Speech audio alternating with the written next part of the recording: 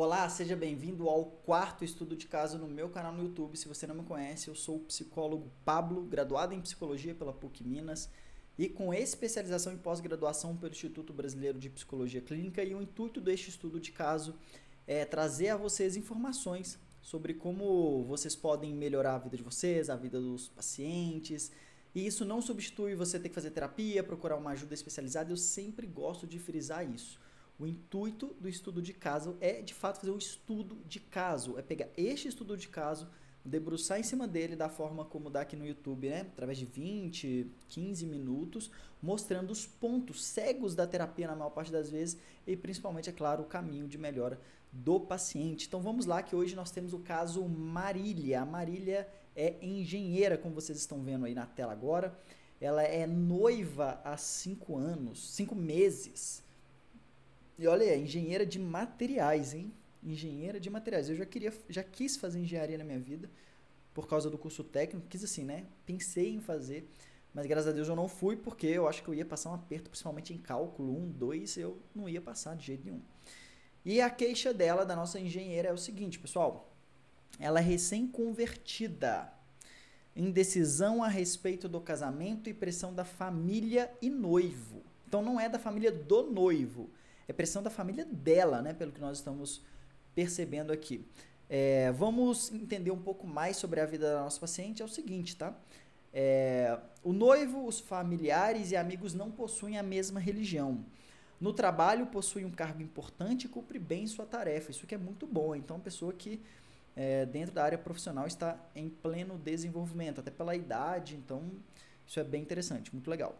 Se converteu a partir de uma experiência religiosa e desde então frequenta a missa aos domingos, às vezes sozinha, às vezes acompanhada do noivo. Então, ela se converteu ao catolicismo, né? Ela vai à missa aos domingos e às vezes sozinha, às vezes acompanhada do noivo. Bom, pessoal, eu tenho aqui, né, do lado um relato, e aqui eu colaborei, né, com essa história, um relato que eu ouvi uma vez de um rapaz. Um pouco da história parecida, assim, eu trouxe para esse caso aqui para enriquecer essa experiência de estudo de caso, né? Então, eu ouvi de um colega, assim, a gente estava num grupo de estudo sobre filosofia, inclusive, e ele falou que ele teve uma experiência religiosa ao ouvir um sino da igreja. Então, vou trazer essa parte aqui para vocês terem uma ideia como foi a conversão aqui da nossa Marília também. Ela está em uma encruzilhada. Por quê? O noivo não se importa dela ter religião. Legal. Porém, ele não aceita casar na igreja. Os pais dizem que não é preciso ter religião e que a única pessoa da família que acreditava em Deus eram os avós paternos e ambos morreram com câncer. Ué, mas o que tem a ver, né? Então, olha que interessante aqui como está a psique da nossa paciente, né? Os pais dela dizem que não é preciso ter religião. Bom, é a opinião dos pais dela, né? E que a única pessoa da família que acreditava em Deus eram os avós paternos. Bem específico, hein? Os avós paternos e ambos morrem de câncer. Cara, tá. Os pais aqui estão com aquela coisa de que, ó, não adianta ter religião, né? Porque os avós, né, os pais ali dos pais, né, no caso, tiveram religião e morreram com câncer. Não tem muita lógica, né, nesse tipo de raciocínio. É o contraposto daquela lógica de que se você está doente, falta Deus. Aproveitar que a gente está falando desse assunto aqui de religião, hein? Então, olha para você ver como que esses raciocínios, eles são ilógicos, mas vendem muito, né? Ou vende-se essa ideia muito facilmente. A paciente deseja casar na igreja, por ser importante para a sua crença. Então, eu quero que vocês entendam uma coisa, né? Tem muita gente, isso assim me incomoda muito, porque, como vocês sabem, eu sou católico e parece que você não pode falar de religião no set terapêutico. Agora, perceba esse estudo de caso. A paciente, ela traz esse drama da vida dela, que se você não entender da religião dela, seja qual for, pode ser religião de matriz africana, pode ser religião, pode ser o espiritismo, pode ser, enfim, qualquer tipo de religião, de espiritualidade. Se você não entende, você não vai conseguir entender esse dilema, porque olha aqui, o noivo, ele não importa dela ter religião, mas ele não quer casar na igreja. E a paciente deseja casar na igreja porque isso, para quem é católico, o casamento na igreja é um matrimônio. Então ela sabe o quão importante isso é. E a conversão dela tem quantos meses? a gente colocou aqui, vamos ver, olha, recém-convertida, né? Então ela é recém-convertida, a gente não sabe quanto tempo aqui, vamos ver se vai aparecer no histórico e tudo mais. Vamos lá, pessoal. No histórico, né, através da atividade História de Vida, que eu sempre falo com vocês, é uma atividade muito importante. Não é sempre que, por exemplo, eu aplico, tá? Mas eu trago isso aqui para mostrar para vocês que é possível a gente ter mais conteúdo, não só na anamnese, mas através de atividades terapêuticas, para que a gente consiga entender melhor como está essa vida afetiva do nosso paciente. A relação com os pais, né, sempre foi uma relação boa, né? Tá aqui na minha anotação, olha, relação boa, com muito amor e carinho, viagens na infância, na adolescência, e nunca teve grandes problemas. O pai sempre voltado ao trabalho, mas isso não importa tanto para ela hoje. Então, talvez ali na infância ela tenha sentido falta do pai, mas hoje ela fala que não tem problema. Relação com o noivo, sempre foi uma relação muito boa, com muito respeito, mas desde a conversão tem tido atritos. Então, ponto importante. Com a religião, pronto, aqui na nossa anotação, não iria escapar. Recém-convertida. Ah, olha aqui, cara. Peraí. Recém-convertida há 7 meses. Então, olha isso aqui. Eu até subi ali para ver, porque ela é noiva há 5 meses, mas ela se converteu antes, né? 2 meses antes. Então, 7 meses aqui que ela entrou na religião. Olha que interessante, pessoal. O ponto aqui de conversão da nossa paciente, que ela relata na terapia, é que ela estava andando na rua um dia muito triste, onde ela não estava com esperança com relação a uma questão de saúde da família. Então, ela ouviu um sino da igreja e ela entrou, ela caminhou, né, rumo a esse sino, virou a rua, caminhou, entrou nessa igreja e lá ela diz ter tido uma experiência com Deus, uma experiência religiosa e que mudou a vida dela, porque essa pessoa foi curada e ela sente que foi importante esse processo dela estar ali orando e que Deus ouviu também as preces dela. Então perceba que tem uma questão de uma conversão religiosa a partir de um ganho, né? Ali ela teve uma, psicologicamente falando, tá? Ela teve ali uma cura de alguém que ela pediu, que ela estava desanimada, ela estava sem rumo, ouviu o sino da igreja, entrou e começou a participar. Sobre o histórico, né? É muito importante que a gente veja o seguinte: como é a nossa paciente no quesito na tomada de decisão? Porque um grande problema da vida dela aqui é a decisão. Ela precisa tomar uma decisão. Se ela vai casar, o que ela vai aceitar, o que ela não vai aceitar, o que vai ser importante, o que não vai ser importante, porque isso está causando um sofrimento para ela. Olha isso aqui que eu deixei para vocês verem, ó, vou até aumentar, olha. O estado de dúvida é uma sedução para o adoecimento psíquico.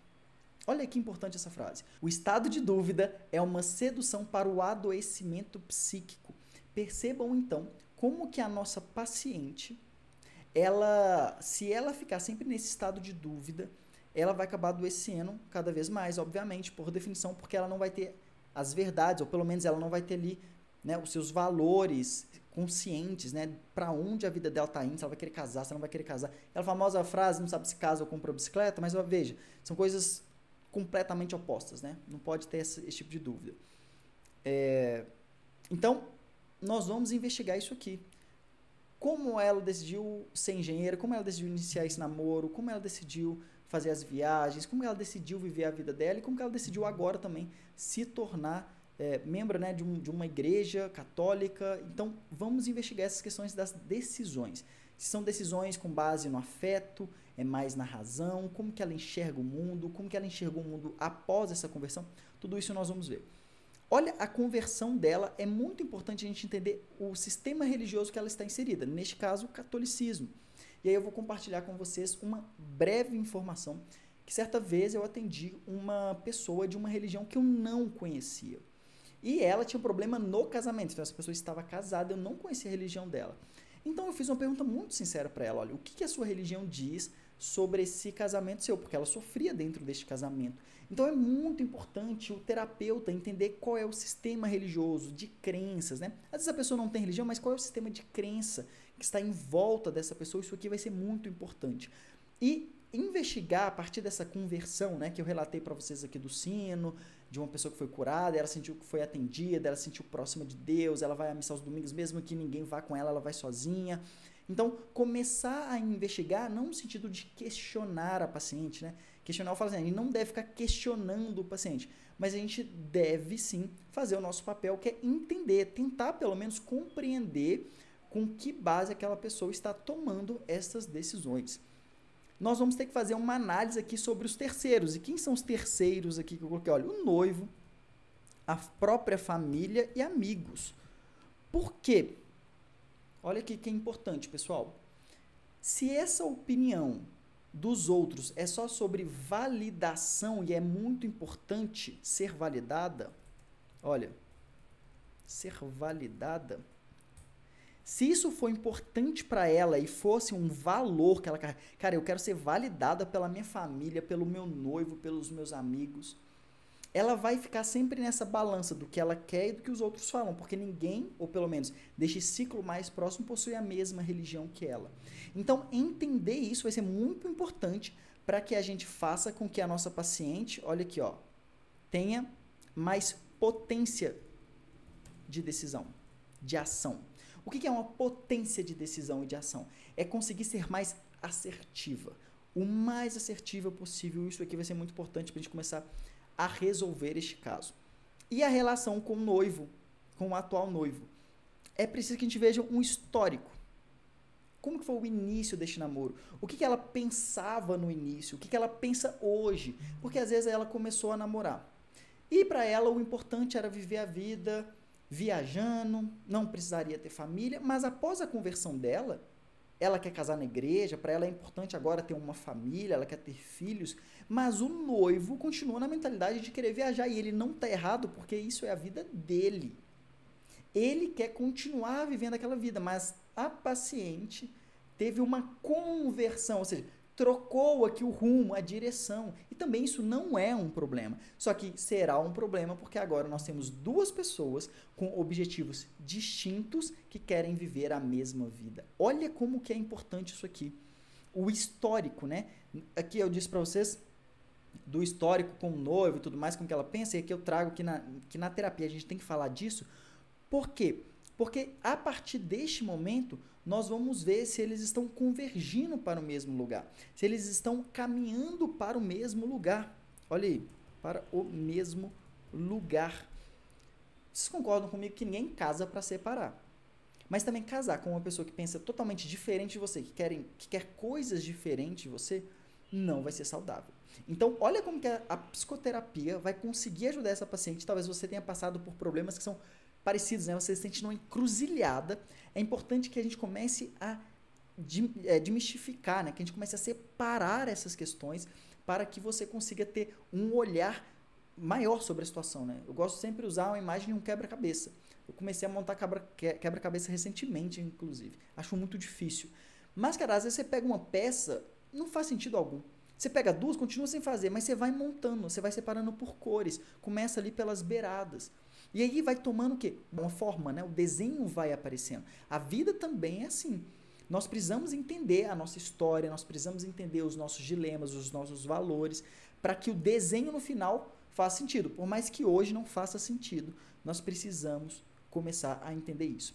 Só que aqui, diante deste problema com o noivo, nós temos aqui o futuro, né? O futuro estava projetado para os dois estarem juntos. Mas se agora ela quer uma vida mais pacata, uma vida mais religiosa, e para ela, às vezes, é importante que o noivo também tenha a mesma religião que ela, e o noivo não reclama da religião dela, mas não quer, né, participar da religião com ela, o noivo não quer ter filhos. É muito importante que, a partir desse planejamento de futuro, como que ela enxerga, como que seriam, né, esse gerenciamento de expectativa sobre a vida, sobre essa mudança de vida, para que ela consiga tomar uma decisão. Olha como que é importante isso aqui, pessoal. Sobre caminhos, né? Tem 3 supervisões dentro da comunidade brasileira de psicoterapia. Se você quer conhecer a comunidade, esse vídeo aqui que eu estou fazendo de 20 minutos, eu tenho lá pelo menos 3 vídeos que falam de conversão religiosa, casamento, que são as supervisões 13, 20 e 33. Para você conhecer a comunidade brasileira de psicoterapia, o link está aqui na descrição. Então venha conhecer, porque lá dentro a gente faz um estudo de caso real, dentro de um ambiente profissional, e o melhor de tudo, lá é 2 horas e meia de supervisão clínica com conteúdo muito importante para a sua prática clínica, uma psicologia na prática. Então venha conhecer a comunidade brasileira de psicoterapia. O desfecho de uma psicoterapia com essa paciente é principalmente entender quais são os valores que guiam essa história, né? Que guiam esse eu. Eu estou colocando como história, não só como contar uma história, mas nós somos um ser histórico, né? Nós vivemos o ontem e vivemos o hoje na expectativa de viver o amanhã. Então, perceba isso aqui. Existem algumas atividades que podem nos ajudar. Quem é aluno do curso da estruturação completa do processo terapêutico, é o segundo link que está aqui nessa descrição, vai conseguir perceber que lá tem uma atividade que chama hierarquia de valores, hierarquia de prioridades. Hierarquia de valores é nada mais, nada menos do que você entregar uma lista de valores com o seu paciente e começar a circular esses valores. Por quê? Porque são esses valores que irão guiar suas decisões. Isso aqui é muito importante para a empresa. Eu me lembro quando fui dar uma palestra em uma escola, né, para os professores. Então, os professores ali, eles estavam falando e estavam tendo discordância em alguns aspectos de ensino. Como ensinar, como planejar melhor ali o semestre letivo. E era uma escola estadual, inclusive. Então, eu fui chamado para fazer uma intervenção terapêutica com esse grupo de professores. Um dos primeiros pontos que eu elenquei ali com eles é quais são os valores de vocês? O que vocês querem com os alunos? Porque não dá um olhar para uma direção, o outro olhar para outra e vocês vão tomar ali, as atitudes vão ser a partir dessa premissa, de que um quer ir para o caminho B e o outro quer ir para o caminho A. Então, fazer essa atividade é muito importante. Tem um outro ponto, né, que é muito importante, é o projeto de vida da paciente. Olha, Marília, você, né, teve aqui a sua conversão, a gente não pode fazer o juízo de valor, né, se isso é bom ou ruim para a paciente, no sentido de que é uma conversão dela e ela está sofrendo, não porque ela converteu, mas porque os outros não querem aceitar, ou pelo menos existem empecilhos, né, sobre essa atitude de vida dela. Mas é importante que agora ela assuma o controle da vida dela. Então, qual é o seu projeto de vida, né? Olha aqui, eu coloquei a questão da autonomia, liberdade e responsabilidade. Perceba a importância de averiguar isso aqui, pessoal. Como é esse histórico de decisões que ela tomou? Ela é uma pessoa que é mais autônoma, que consegue sustentar essa decisão, ou é uma pessoa que vive ali sob o julgamento dos outros, que tem muito medo, que tem muito receio? Porque o paciente, às vezes, ele vai poder falar para você o seguinte, ou você mesmo já justificou isso para você na sua vida, né? Cara, eu quero isso, mas no fundo você não queria isso, mas você fez isso com medo de ser retalhado, com medo de não ter sido respeitado aquilo que você acredita. Então, clarear isto aqui para a paciente é muito importante. E com certeza ela vai poder ter uma vida mais justa. E o ponto principal, então, é a liberdade e a responsabilidade. Olha, Marília, você está diante de uma situação que você se converteu, você está decidida a viver desta maneira e o seu noivo quer viver de outra maneira. Como é que nós podemos encontrar uma solução? Não é uma terceira via, tá? Ah, tem vezes que você vai na igreja, tem vezes que você vai viajar com ele. Por quê? Porque às vezes não ir na igreja domingo para ela, por mais que ela, o marido, o noivo, né, o marido quando casar, acha que não vai ter problema, para ela pode ser um grande problema. E às vezes o marido vai querer viajar para muito longe, às vezes ela não vai querer, porque ela vai querer ter filhos. Às vezes ela vai querer cuidar de casa e o noivo vai querer ter um outro grau de vida. Então perceba, liberdade e responsabilidade. Marília, você é livre. Você está noiva há 5 meses, né? Se converteu há 7 meses. Então tem muita coisa acontecendo na sua vida. Mas, de fato, é importante que a gente comece, a partir da psicoterapia, a ajudar ela a clarear essas decisões. Qual é a forma mais justa dela viver de acordo com os valores dela? Eu tenho certeza que isso irá ajudar a Marília. Eu quero saber de você, se você faria algo diferente também, o que você achou desse estudo de caso, que envolve também religião. Se você já atendeu pessoas que são religiosas e que têm problemas, né, a partir, seja da conversão, de uma vivência religiosa, porque é comum, é normal, pode acontecer e nós precisamos estar preparados para atender esse tipo de paciente também. Não esqueça dos links aqui na descrição, se inscrever para que você continue assistindo os estudos de caso. Um grande abraço, eu te espero na próxima.